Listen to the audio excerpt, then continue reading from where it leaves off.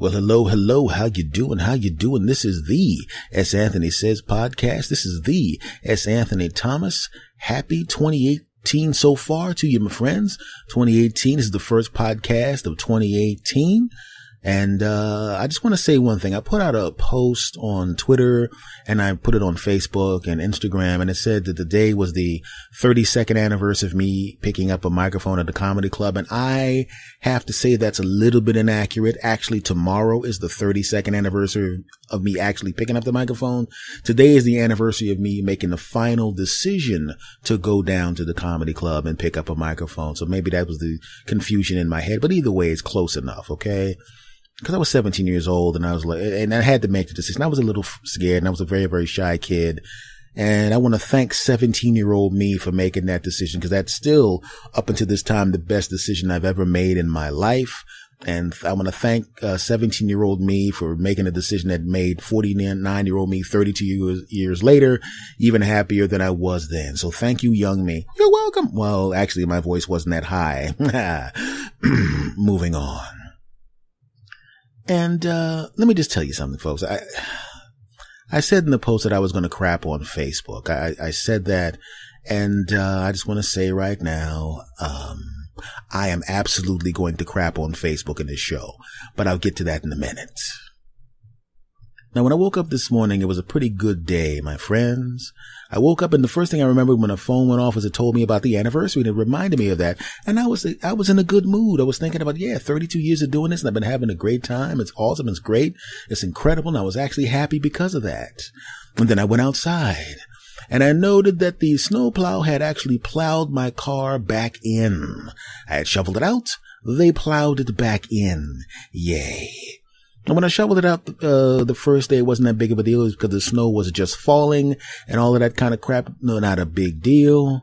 I thought I was done. I go back outside and I got to shovel out some more to get the mighty Toyota Camry out of the parking spot. Not a problem. Right? So I get out. So I'm going, okay, great. It wasn't that bad. I thought when they plowed me back in, it was going to be really difficult to dig it out. It was not that bad. Not a big deal. 32 years of doing what I love to do. And as it turned out, these jackasses almost plowed me back in, but I was able to get back out. So the day is still good. Yay. Come back into the house. Right? My phone was still on the house. Didn't want to take my phone out in the cold. Grab my phone. Ying. Got a message. And who was the message from, you ask? It was from Facebook. Now, I didn't really pay much attention to it because I just thought maybe somebody was replying to a post that I made, or it was another one of those stupid administrative posts that you get if you have a fan page where they tell you that people have boosted posts just like this, and for $5 we can boost this post and 16 quadrillion people could see it. I don't know how that could possibly happen because there's only 7.5 billion people on the planet. But for $5, we'll make people that don't exist start to exist merely for the joy and pleasure of seeing this post that you put up. That's how good we are here at Facebook. I thought it was another one of those dumbass posts. But as it turns out, it was a post and it was an email. An email from Facebook. Why? So I opened the email, and all of a sudden, friendly Facebook, who was joyously asking me to please, why don't you boost this post for $5? Facebook was kind of like that person that's really, really nice to you on a soap opera, but the second you walk out of the room, the sinister music comes on, and you can tell that they have sinister plans for you. Hey, Bill, it was really great seeing you. Then the door closes. But soon I'll see you dead. It was like that. On one side, on the side where there's a message from Facebook, please boost your post for $5, you great, wonderful person. We can do great things. The email, we gonna kill your page, punk.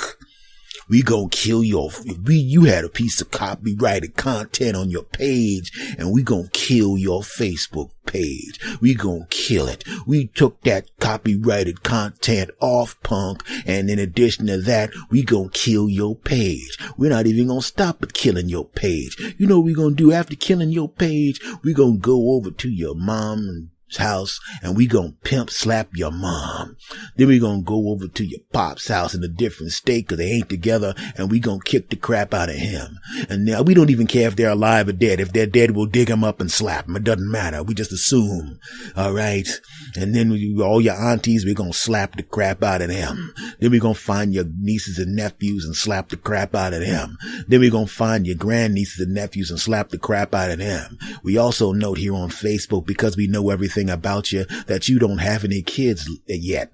Well, if you do have any kids, we ain't gonna forget. It could be 3 years from now, 5 years from now, 10 years from now. It doesn't matter. We're gonna wait until you have those kids, and as soon as the kid comes out your wife, we're gonna bust into the damn emergency room, move the doctor out of the way, grab your kid before you can cut the umbilical cord, and we're going to slap the crap out of your kid and then hand the kid back to your doctor because you had a piece of copyrighted content on your page, punk, and we don't want to hear any crap from you, you stupid piece of crap. We're going to blow your car up and kick you. We're going to open your legs while you're sleeping, and we're going to have dudes that know how to kick people in the balls, kick you in the balls. We're going to find somebody that's a ball kicking while a dude sleeping champion, hire that person to use his championship ball kicking while the dude is sleeping skills to kick you in the balls, because that's what we can do, because we're Facebook, punk.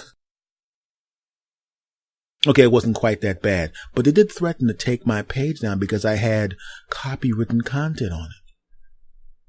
And I'm trying to figure out what the hell these jackasses are talking about. I'm sitting there going, do you realize that I've been on Facebook since 2009 and I've been on Twitter since 2009, and the 99.9% of the time when I put something on there, it's either a joke or I'm tweeting something, or on Facebook it's just a joke that I wrote, or an observation, or I'll share a news article, or I'll post a link to my own podcast, this podcast that you're listening to right now, or I'll show a video of me saying something or seeing something or doing something. So if you really think about it, and the most recent post I put up was that post of these two jackasses that almost ran me off the road. You saw that. And if you really think about it, the only person that could actually put a copyright strike on my content is me. And I've talked to me recently, and what I said to me was that I was not going to put a copyright strike on me. I said, hey, me. Yes, me. I put some videos of you up. You put some videos of me up? Yes. Well, you're me. Well, you're me. Are you going to copyright strike me? Of course I'm not going to copyright strike you, me, because you're me and me is you and you is me and I am me and you are me and we are here together. All I'm saying is nobody could put a copyright strike on me, I thought. But even if I had a piece of copywritten content and you removed it, shouldn't you tell me what it is? If you're going to threaten to take away my Facebook page that I've been cultivating for a little while, if you're going to threaten to do that, wouldn't it make sense to tell me what the copywritten content is? Because I obviously didn't know that it was copywritten content, and I want to make sure that I don't do that again. Huh? So I go through my page and I'm fumbling through, and I find something that I put up. I find two things that I put up. Two things that maybe that's what it was. You know, I thought they took the stuff down, and what it was a friend of mine had made an appearance on a television program, and I posted just enough of it to go, hey, I saw you on that show. Good job. That literally, see what I just said? That's how long it was. I mean, yes, I could have put a still picture. I get it. So I took that down. Okay. And the other thing was a clip of Quincy's theme song when the show was coming on, and it was only on for a couple of seconds. You know, this is my show, Quincy from back in the day. When I was a little kid, I used to love this show, man. This is a great show.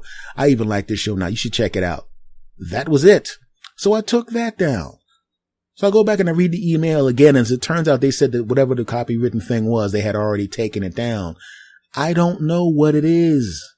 You literally threatened to take my page down that I've had for years because of something that I didn't know that I did. And instead of telling me what the hell it was that I did, you just took it down and threatened to remove my page. What kind of ridiculousness is that? See, that's one of the things that really, really annoys me. And when people play stupid games with something that's important to you, while at the same time they're showing you that you're not important to them. It's like being in a relationship with someone where you're in love with them, but they're not in love with you, but they like having sex with you because it's better to have sex with you than not have sex with you, or they figure they can just use you whenever they want to. They don't want to be in a relationship. They just want to jump on top of you every once in a while, and they realize that you're really attached to them and they can use you any way they want to. They can throw you away if they want to. There's nothing wrong with throwing you away. And then if they find someone else that they like better because they have no emotional attachment to you, it doesn't matter. They throw you out like a piece of garbage and you're wondering what the hell happened. Or here's a better example of what I'm talking about. Imagine if you're at your house, going about your regular day, not doing anything you didn't do normally, and all of a sudden a SWAT team busts into your house, right? They handcuff everybody, put them in a chair, and they all got guns in your faces, and they walk up to you as the person who's the head of the household, and they say, listen, let me tell you something right now. We're not going to take you in this time, but I'm going to tell you right now. Now, keep in mind, they've got a rifle to your head right now. Keep in mind, what we're going to do is I'm going to walk out of here right now.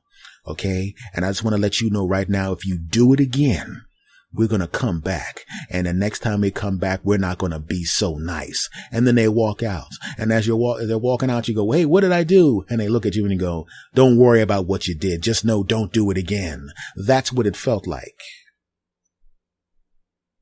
You don't know how many times I said F you Facebook under my breath when I was reading the email. You threatened to take away somebody's page and don't even tell people what the hell you're talking about? You could have easily just written to me in the same thing and said, hey, S. Anthony, this thing here is copywritten, some for a television program. We don't allow that on Facebook. So whatever you do, take this down, okay? If there's something that continues to happen, we're going to have to suspend you. But they went straight to, we're going to take your page, punk. That's right. We're going to find the mighty Toyota Camry and we're going to set it on fire while beating the car out with your grandma, punk. Now, that was a very, very frustrating thing to go through. Because many times when a company becomes really, really big, they have to automate things. And I understand that. You got a couple billion people on the website. So there has to be some things that you have to do automatically. I understand that. It's just like another segment on an earlier podcast where I got in the Amazon's ass and I told them, I said, I'm going to shit on you on my podcast, you bastards. And they got right back to me. Mr. Thomas, what's the problem? And I said, look, guys, I had an Amazon link. I put the Amazon link and I promoted the Amazon link, and then one of your automated services shut down my Amazon link permanently, implying that I put something on the site that said I'm going to give people some stuff if they go to my Amazon page. Well, it was on your website. I said, go to my website right now. I haven't changed anything. My website at the time, the one I was using, literally had a picture of me, tour dates, and a thank you to my fans. That's all was on the damn website. And that stuff predated me even knowing that Amazon even had anything called an affiliate link. So what did you think I did? Get in a time machine, go into the future, realize that you're going to have something called an Amazon affiliate link in the future, go back and put down some information that's going to be against your rules, waiting for you to invent the Amazon link, and then putting on the Amazon link and going, I fooled them. They don't know I have a time machine, and I went into the future and preemptively broke their rules before their rules existed. I am a genius. Okay? Because if I had the power to go into the future, I would go get some Powerball numbers and then wait for the Powerball to be drawn and then win the Powerball. You think I would use my magical future powers for some freaking Amazon link? Okay, I didn't say all that to them. But I did say, guys, there's nothing on my site that is even close to what you're implying. And they go and check and they go, you're right, Mr. Thomas. We apologize. We didn't realize it was an automated service and it automatically scans the site. And apparently there was some kind of glitch or some kind of mistake. And I go, okay, no problem. Now that we know there's a mistake, could you please just turn my Amazon link back on? Oh, well, we can't do that. You're going to have to go through the process and create another one. I have to go through the process and create another one because you screwed up. I, who did nothing wrong, have to go through the whole process again. I, who did nothing wrong, have to go back and take your old link off of several episodes of the podcast that are floating around in several countries with people writing to me talking about, I tried to use your Amazon link, but it doesn't work. I have to make a change. You don't have to make a change. A company as big as you can't just turn it back on. You just automatically erased it and deactivated it and can't turn it back on. And it's my fault because you effed up.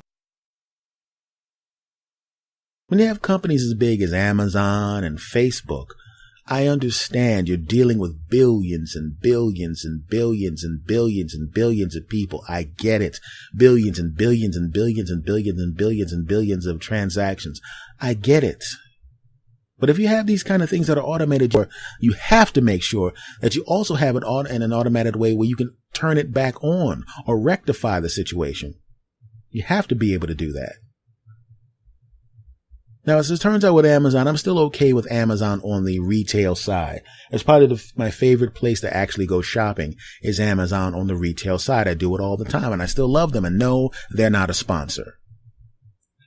But the affiliate link side, I decided I wasn't going to deal with that because I said, if you're going to treat me like this because I'm small, I'm pretty sure that there are bigger people, big companies, or big YouTubers, or big podcasts, or big whatever that make stupid mistakes, or your automated system made a mistake, and I bet you turn theirs back on.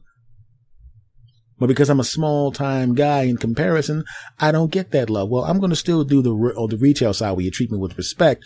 But as far as the Amazon link is concerned, what you did, you kind of pissed me off and I stopped dealing with that.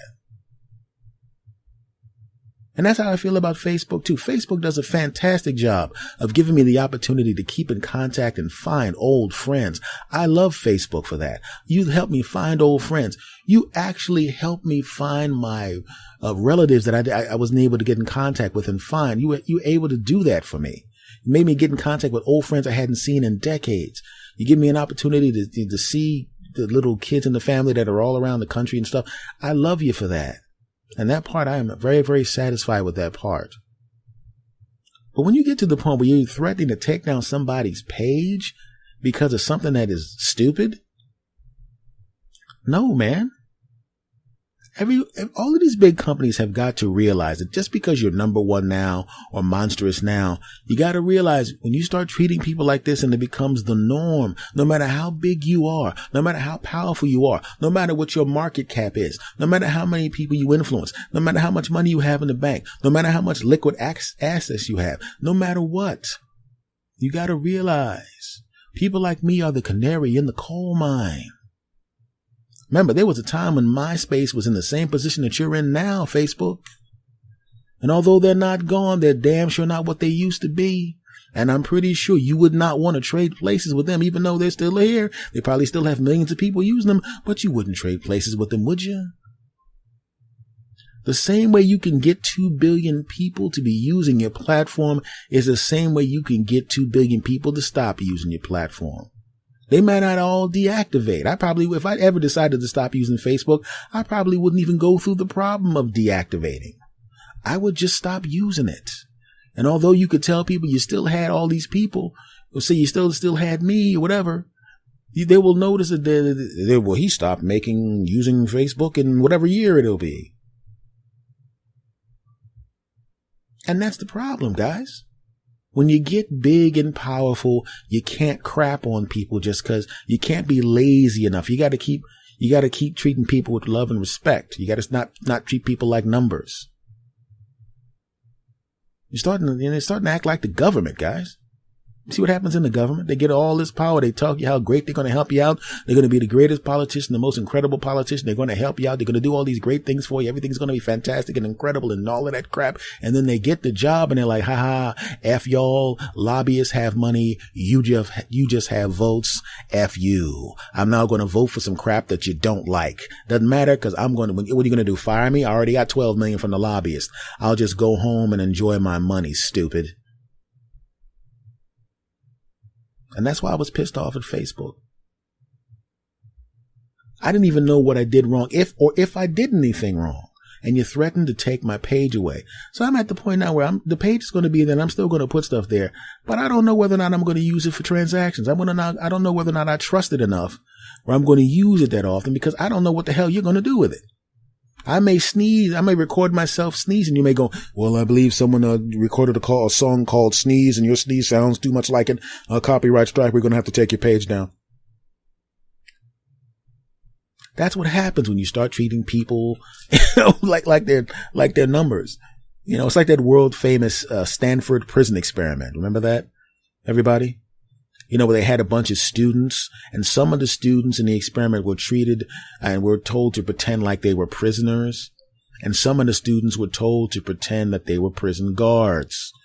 And these were all just regular nice kids going about their lives. But when they put them in that position, when they put the people who were prison guards in the position of power, and they took some of the people that were like prisoners and they made them feel like prisoners and act like prisoners and behave like prisoners, all of a sudden they started to feel bad about themselves. They started to just accept bad behavior. They started to just become so, they just started to just believe in their situation. It changed their personalities. They felt like prisoners, even though they weren't prisoners. It was just an experiment.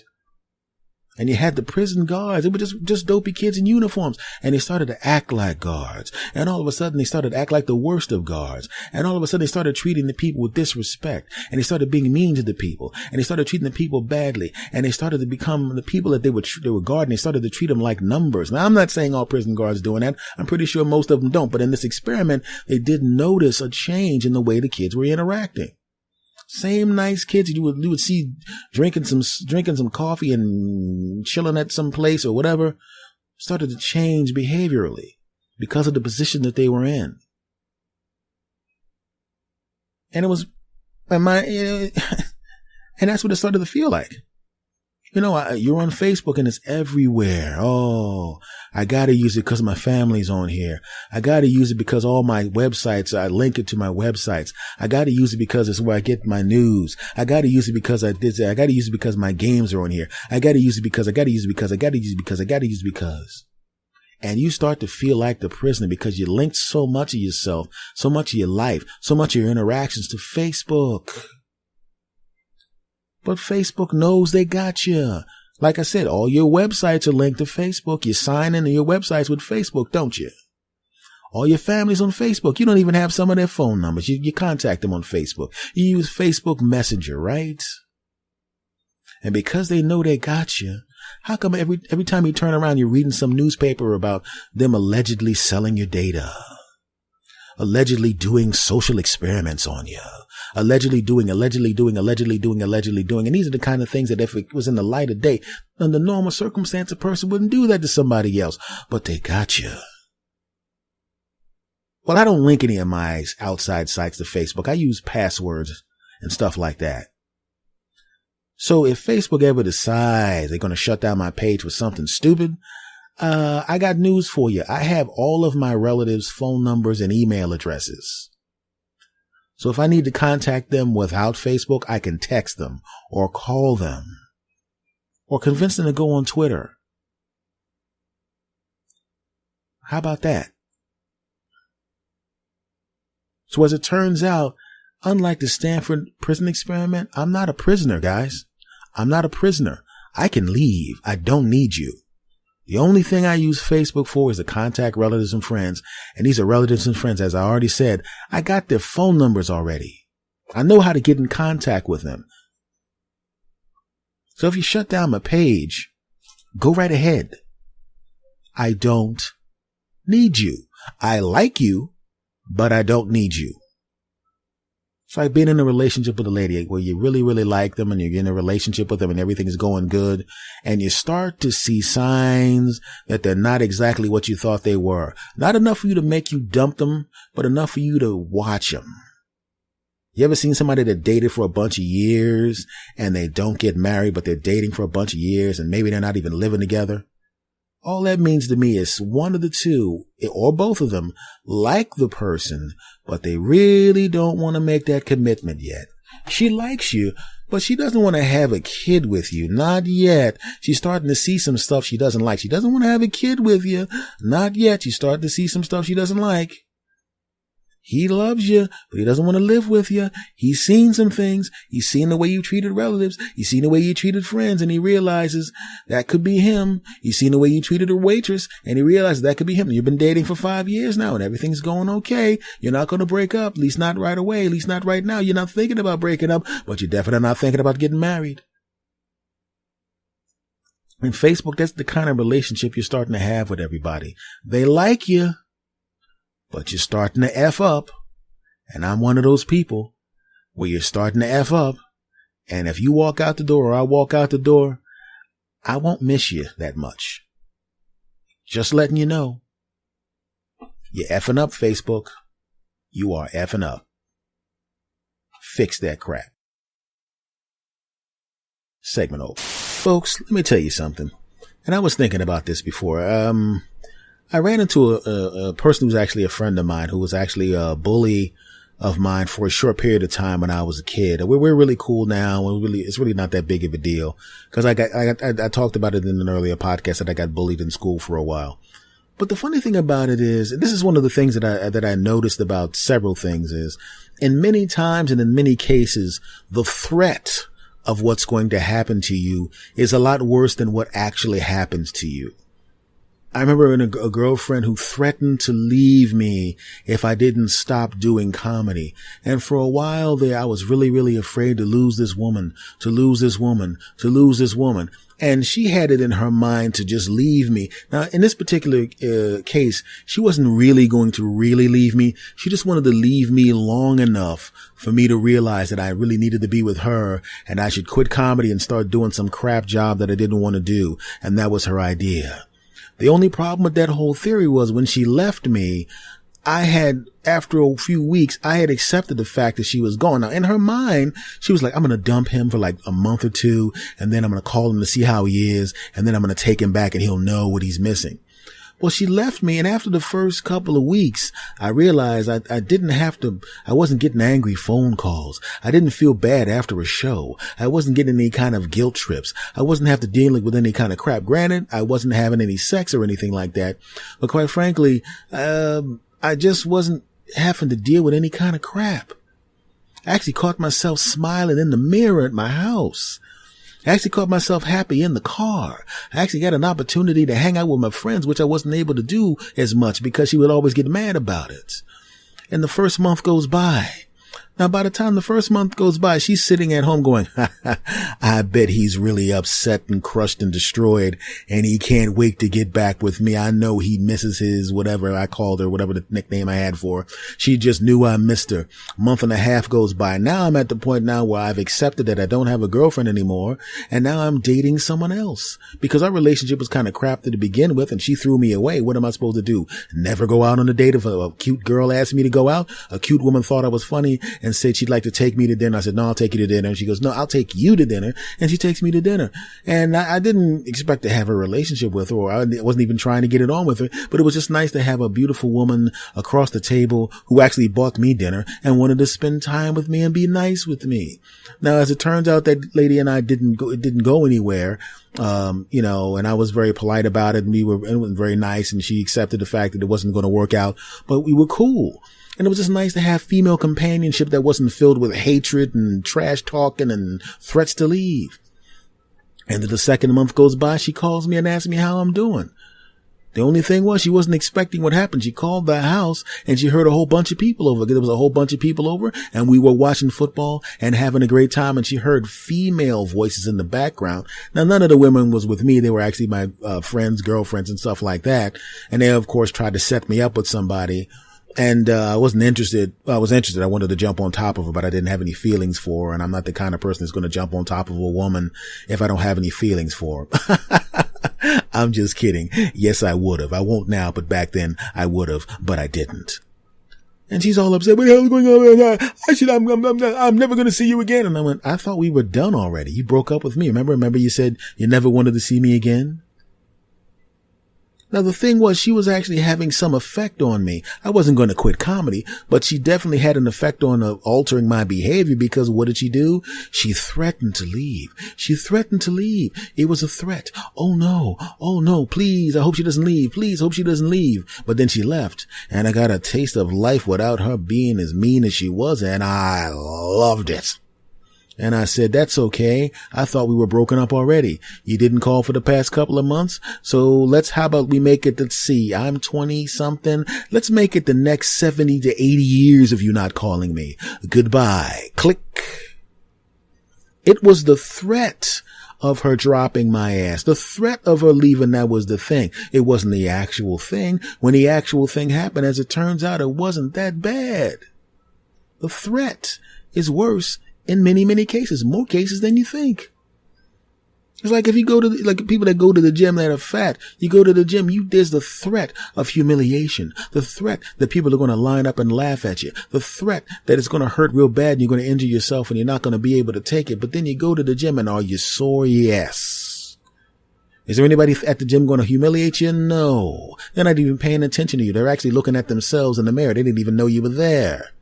And you stick to it for a few weeks and you start noticing your pants are a little bit loose and you feel good and you ran up the steps and you weren't out of breath. You actually started looking pretty good. The threat of the negative thing that was going to happen to you kind of kept you out of the gym and scared you, but you went, and the threat was worse than the actuality. Whoa. That's kind of a really weird thing to find out, isn't it? It happened to me at school when I was getting bullied. I was a little guy at the time. I'm not a big guy now, but I was definitely a little guy then. And there was one guy. I told you about other bullying stories, but this is a different bullying story. And this was an individual. Before it was a group of people bullying me. This was one dude, a big dude, not gigantic dude, but about 6 inches taller than me at the time. Now he'd probably be about he's probably he's probably like 6 feet now. So that means he's like 3 inches taller than me now if he's using the same height, whatever. Anyway, so, and this is not my friend that I was talking about, by the way. This is a completely different person. So this guy was always threatening to beat me down and beat me up and rough me up and beat me down and kick my butt and rough me up if I didn't give him $1. After school, I'm gonna kick your ass, punk. I'm gonna whoop your ass. You don't give me that $1. You give me the $1. You give me that. And then you give him the $1. Right? It's not that big of a deal. I still had enough money to pay for lunch and get home and all of that kind of crap. But why should I have to give this punk $1? It's not fair. It's not fair. But I didn't want to get my ass whipped. He was a lot bigger than me, and I didn't want to get my ass whipped. You don't want to get your ass whipped. Only thing worse than getting your ass whipped is getting your ass whipped in front of people, and he was going to whip my ass in front of people, and I did not want to get my ass whipped, because who wants to get their ass whipped? Okay, there was one girl I dated, and I wanted her to whip my ass, and she whipped my ass, and I liked it when she whipped my ass, but that's a different story. Back to the story. So every day, I was either able to avoid the guy and get home before he got a hold of me, or, you kind of, and I was one of those guys that I just refused to just give him the $1. I would I would have the $1 in one of my pockets and then I would like kind of toss it out and he go, yeah, I'm taking this $1. It was kind of coincidence that the exact same amount of money always fell out of my pockets while I was walking away from him. Eventually that wasn't good enough. He still wanted to humiliate me. Give me the money, man. Give me, you got more money than that. And it just got so bad, man. I started to cut school a little bit. I started to show up late a little bit because I know his class was different than mine. Sometimes I'd go to the bathroom near the end of class and I would come back to the class and my teacher would say, hey, you leaving now, Steve? Yeah. And I'd leave because I knew if I could get out the door, I'd go out another door and he didn't know where I was. And I would go out a different door each time because I couldn't keep going out of the same door, because if I kept going out of the same door, eventually he'd kept me and probably beat me up worse than he was going to beat me up in the first place. Oh no. Well, one day I got a little cocky. I didn't see him. I didn't think he was there. But he was there. And he hadn't got any money from me for a while now. So now I have a feeling that if he actually beats me down, it's going to be the worst beating I've ever gotten. Or I have never actually gotten a beating, but it's going to be the worst beating of all time. He wanted to beat me up before. He was going to beat me up before. He actually drew his fist back and I was like, all right, man. But this time was different. This time there wasn't even anybody around. It was just me and him, no witnesses. And what happened? He kicked the crap out of me. beat my ass all over the place, punches and kicks and punches, and you pick you up and beat you down and push you down and pick you up and push you down and beat you and kicking and punching and kicking and punching and kicking and beating and punching and kicking and get on top of you and punch you and hit you and punch you, hit you, get back up, pretend like he's done, and then punching and hitting and punching and hitting, and it was a whole lot of that for, I don't know, it seemed like it was about 9 years, but it was only probably about a minute or two of ass whooping. And then he walks away. And I could see some tears trying to come to my eyes, but my eyeballs were like, you better not even think about it, you wet punks. Get that liquid back in there, you punk. Don't you even think about it, punk. It's bad enough he got his ass whooped. You're not going to cry too, because now he's going to be the dude that got his ass whipped and cried. And I didn't cry. Those tears were like, you know what? I'm going to do it for you. I'm going back in. And they went back in and they sat down and they read a magazine and said, call us if you need us. And as I walked home after the ass whooping, I realized, you know what? He whipped my ass pretty good, but as it turns out, I caught a glimpse of myself in one of the windows, and he hit me a bunch of times in my face. It doesn't look that swollen. It's not that bad. I mean, I don't think anybody's going to notice this when I go home. Huh. And this was the ass whooping. He was afraid. I'm assuming this is a worse ass whooping because I had avoided him for a long period of time. This is a worse ass whooping than I would have gotten normally. So this was his prime time ass whooping. This was his extra special ass whooping. This was the mega ass whooping that he was saving just in case he was really mad at somebody. And I just took that. And I don't look any different. My body hurts a little bit, but I started thinking about it and I realized that the amount of pain I'm feeling in my body right now was very, very similar to the amount of pain I would feel after playing football with my friends, because my friends and I used to play tackle football on the grass every weekend, sometimes several times in a weekend. Sometimes we'd sneak a game in during the week. And this hurts less than that. So an activity that I enjoy hurts more than this guy's ass whooping. And I was afraid of that? What the hell? So I go back to school. I think that was on a Friday, actually. I go back to school on Monday, and I'm realizing, and keep in mind, I played a couple of tackle football games, and after the games, I'm going home. We won. The first one, lost the second one, I think. No, actually, we won both games that time. And, I'm going, damn, man. I mean, it's like, the ass whooping was not as bad as this. So I go to school. And I walk in, and I'm walking in like John Travolta, because it's like, I'm not afraid of this guy anymore. He gave me the worst ass whooping he can give me, and not only can I take it, his ass whooping wasn't nothing. I used to walk in, tinkle, tinkle, tink, tinkle, tinkle, tink. I've got to avoid that ass whooping. Now I'm walking in like, I'm walking in like Tony Manero, like John Travolta. Only thing I didn't do was a bunch of disco dancing and some splits on top of a floor with lights on it. Okay, I just walked in. I walk in a class. I'm sitting in the class. The only thing missing was some gold chains around my neck, some sunglasses, and 2 of Hef's beauties following me around, because I was no longer afraid of the ass whooping, not afraid at all. I actually didn't even walk. I used to walk around the other side of the school to avoid walking by his class.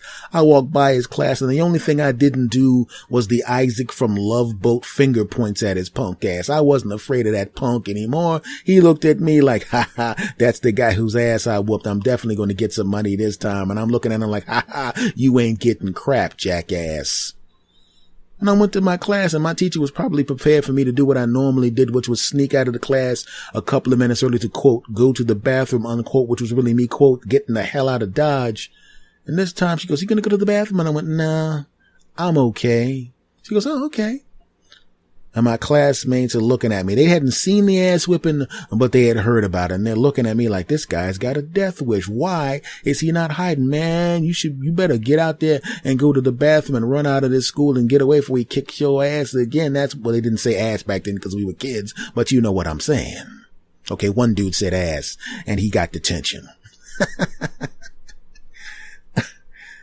So they're all going to school, and all my friends are waving bye to me because they think I'm going to try to pick one of my maze doors to get out. And I'm going, no, I'm going out with you.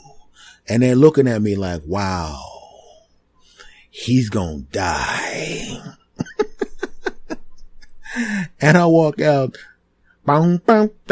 I'm walking in front of the group. And Dr. Asswhip sees me and he's like, he's probably just going to hand me the money after that ass whooping I gave him on Friday.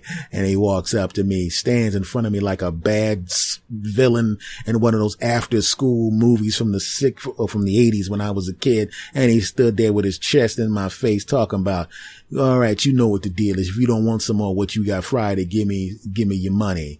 And I said, pfft, and walked around him. And he stood there shocked like, what? And he goes, well, and he runs in front of me again. You heard what I said. I said, I heard what you said, and I don't give a crap. Leave me and get out of my face. He said, oh, you want some more what you got Friday? I said, you ain't give me nothing Friday. Oh, so you want some more? Now I'm thinking, listen, in my mind, he already beat me as bad as he can. And that was with me not punching back. If he got all those free shots and it didn't hurt me that bad, I wonder what's going to happen if I fight back. I mean, the worst he's going to do is what I already got, right? Juice of fighting back and coming back Tuesday. This is going to be great. And as it turns out, what I didn't realize was I had nicer hands than I thought. Cause he starts hitting me and you ever watch a boxing match where one boxer is not afraid of the power of the other boxers? He just steamrolls right toward him because he's not afraid to take the hits. It was kind of like that. He's punching me. He's connecting, but I've already felt your punches and your punches weren't nothing, punk, but you hadn't felt my punches. So I'm swinging at this bastard and kicking and pushing and trying to knock him down and kicking and pushing and elbowing and kicking and stomping and kicking and pushing.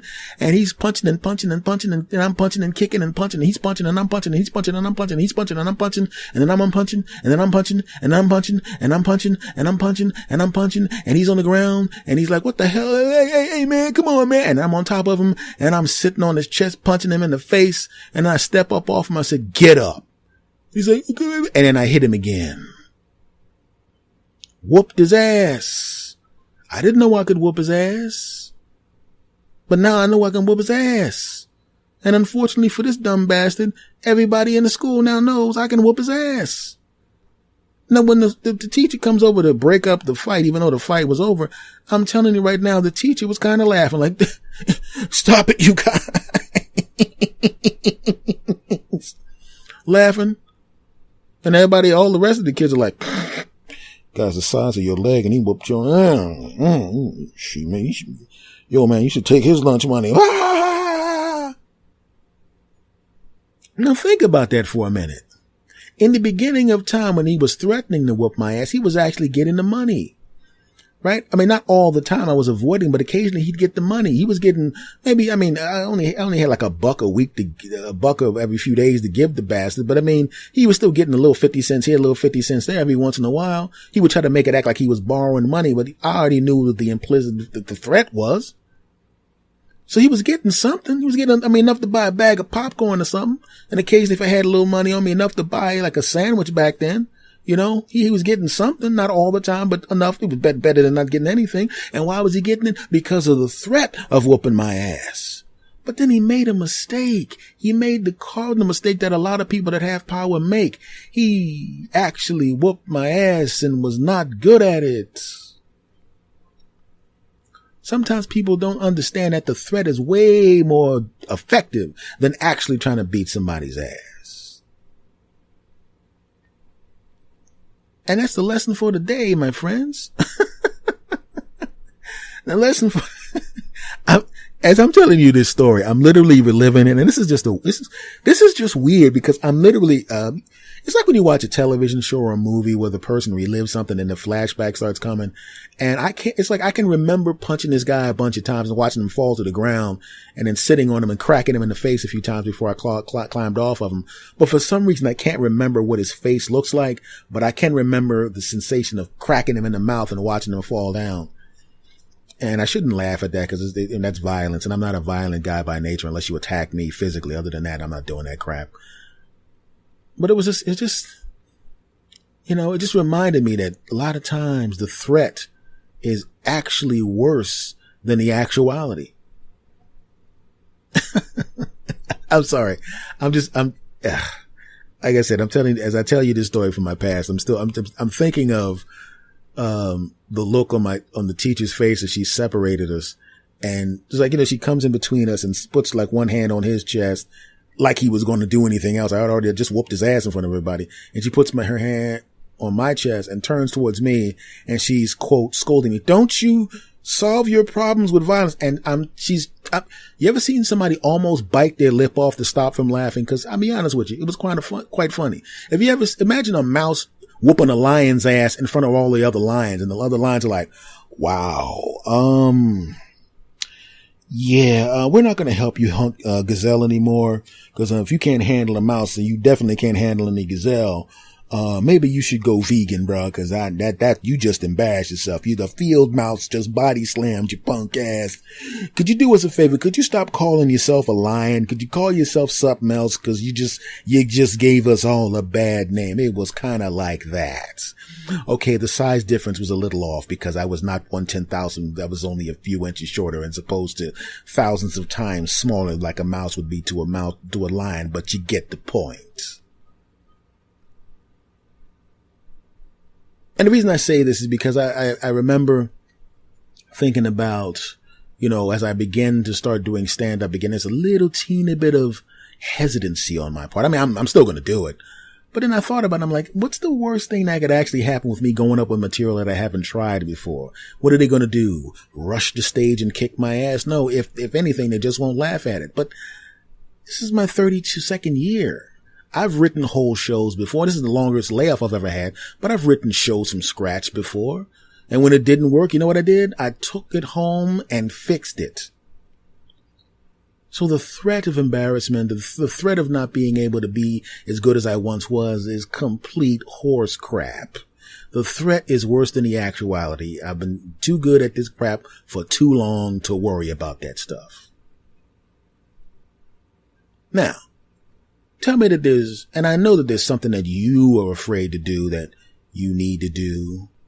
And I'm telling you, under most circumstances, under probably 99% of the time, the threat is way worse than what's actually going to happen. So get your punk asses up, put your coffee cup down, put down the cupcake, and get out there and kick some ass. It's 2018, you bastards. Get it done. Yeah, I said it. Ha! Segment over. All right, folks, this has been episode number 301 of the S. Anthony Says podcast. That's right, 301, 301. You're damn right. And we're starting off 2018 right. Folks, I want to thank you guys very, very much for everything. You guys have been very, very cool. Thank you for all the kind words and the coolness for episode number 300, and for all the kind words and this congratulations and stuff. I really appreciate it, man. It's just really, really cool. For the new people, I know there's some new people that are listening. Thank you very much. Just go to my home base, either subscribe to this podcast. I would suggest to do that. And you can go to the home base for the podcast, santhonysays.podbean.com/mobile. And you can go and, buzz through some of the old episodes and check them out. I could see already when I looked at the stats that a lot of people were going back and looking up old episodes, and you guys have been saying some really cool things about that, and kind words really mean a lot. Thank you. Folks, this podcast is on every place you could think of. Spotify, TuneIn, iHeartRadio, Stitcher Radio. Good Lord. I'm literally on everything. You could actually literally just Google my name, S. Anthony Thomas, or Google the show S. Anthony Says, and all my stuff is there, Wherever podcasts are played, I'm played. And if you love the show, please give a rate and review. I would appreciate that. If you love the show, please tell your friends and recommend people. I want as many people in my bastard army as possible. Much love to everybody, and I look forward to talking to you guys every week, and thank you very much for your interactions with me. For those of you that are new, the email address for me specifically, and I only have one, is talk2santhony@gmail.com, TALKTO, and then of course my name, all pushed together, talk2santhony@gmail.com. If you want to follow me on social media, on Twitter, I have two. One for me specifically, @SAnthonyThomas. There's one for the show, @SAnthonySays. I'm not going to talk about what's on Facebook because I don't know what the hell what they're doing, those bastards. But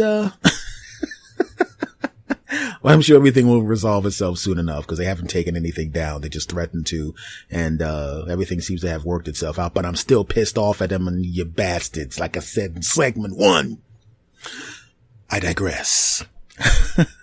I will talk to you guys next week. Much love to every last one of you. I appreciate you more than you know. And I'm going to say goodbye right now the way I always say goodbye. And I want you to say it with me. Are you ready? On a count of 3. 1, 2, 3. S. Anthony. Out.